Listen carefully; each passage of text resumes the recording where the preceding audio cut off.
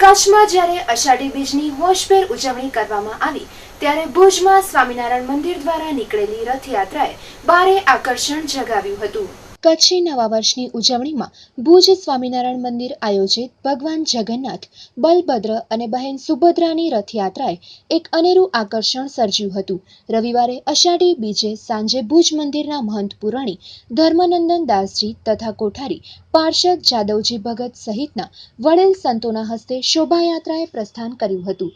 છેલ્લા 3 વર્ષથી ભુજમાં રથયાત્રા કાઢવાની શરૂઆત પ્રસાદી સ્વામિનારાયણ મંદિર દ્વારા કરવામાં આવી હતી, જેને આ વર્ષે પણ યથાવત રાખવામાં આવી હતી। બપોરના 3:30 વાગ્યે 24 ફૂટ ઊંચા, 20 ફૂટ લાંબા અને 12 ફૂટ પહોળા વિશાળ રથ ઉપર બિરાજમાન થઈ અને ભગવાન જગન્નાથજીએ શહેરની પરિક્રમા કરી હતી। આ રથ મુખ્ય રસ્તા પરથી પસાર થયો ત્યારે વિવિધ સમાજો દ્વારા ભાવપૂર્વક હાર્દિક સ્વાગત, દર્શન કરી અને ધાર્મિક લાભ લેવાનું ચૂક્યા ન હતા। સંસદીય સચિવ વાસણભાઈ આહિર, રાજેન્દ્રસિંહ જાડેજા સહિતના હોદ્દેદારોએ રથયાત્રાનું સ્વાગત કર્યું હતું। સમગ્ર રથયાત્રામાં રાજસ્થાનના ઢોલી મંડળે ભારે આકર્ષણ જગાવ્યું હતું તો ભુજના ઢોલીઓએ પણ ભાર રંગ જમાવ્યો હતો, જ્યારે યુવાનોએ ડીજેના સથવારે મન મૂકીને નાચ્યા હતા તેમજ રાસની રમઝટ બોલાવવામાં આવી હતી।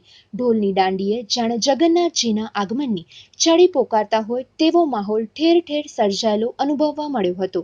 રથયાત્રાના પ્રારંભથી લઈ અને અંત સુધી ભક્તોએ ઠંડા પીણા અને પાણી સહિતની વસ્તુઓ પીરસાતા ભક્તજનોને ગરમીમાં પણ ઠંડકનો અહેસાસ થવા પામ્યો। રથયાત્રાનો અંદાજે 25,000થી વધુ લોકોએ દર્શનનો લાભ લીધો હતો।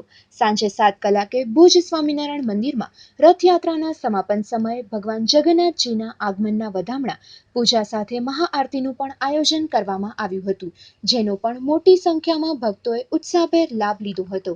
આ રથયાત્રાનું જ્યુબિલી ગ્રાઉન્ડ ખાતે સંસદીય સચિવ વાસણભાઈ આહિર, ભાડાના ચેરમેન કિરીટભાઈ સોમપુરા, વિપક્ષી નેતા રાજેન્દ્રસિંહ જાડેજા તથા સ્વામિનારાયણના સંતો દ્વારા ભગવાનની પૂજા અર્ચના કરાઈ બાદ આ મહાનુભાવોનું સન્માન પણ કરવામાં આવ્યું હતું। આ રથયાત્રા મહાદેવ ગેટથી સ્ટાર્ટ થઈ અને એસટી બસ સ્ટેશન, વીડી રોડ, જ્યુબિલી ગ્રાઉન્ડ થઈ અને મંદિરે પહોંચી હતી, ત્યાં સંતોનું પણ સન્માન કરાયું હતું। આ રથયાત્રાએ ભુજવાસીઓમાં ભારે આકર્ષણ જગાવ્યું હતું અને આ રથમાં ભગવાન શ્રી કૃષ્ણ, બહેન સુભદ્રા અને ભાઈ બળદેવ બિરાજ્યા હતા। આ રથને અતિ સુંદર રીતના શણગારવામાં આવ્યું હતું। આપ આ અષાઢી બીજના રથયાત્રાના જે દર્શન કરી રહ્યા છો એ રથયાત્રા આપણો ઇતિહાસ છે, આપણો ગૌરવ છે, આપણી સંસ્કૃતિ છે અને સૌને એક જગ્યાએ એક સાથે ભેગા કરવાનું આ પ્રતીક છે।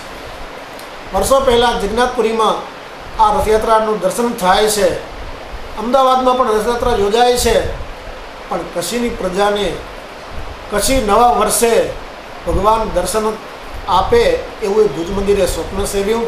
પૂજ્ય માનસ્વામીની આજ્ઞાથી આ પ્રસાદી મંદિરની જવાબદારી સોંપાઈ અને પ્રસાદી મંદિરે એ રથયાત્રાની જવાબદારી સ્વીકારી અને આવો ભવ્ય દિવ્ય રથ બનાવીને ભગવાનની રથયાત્રામાં પધરામણી કરી। નવા વર્ષે શહેરની જનતાને, કચ્છની જનતાને આ ઠાકોરજીના દર્શન કરાવ્યા।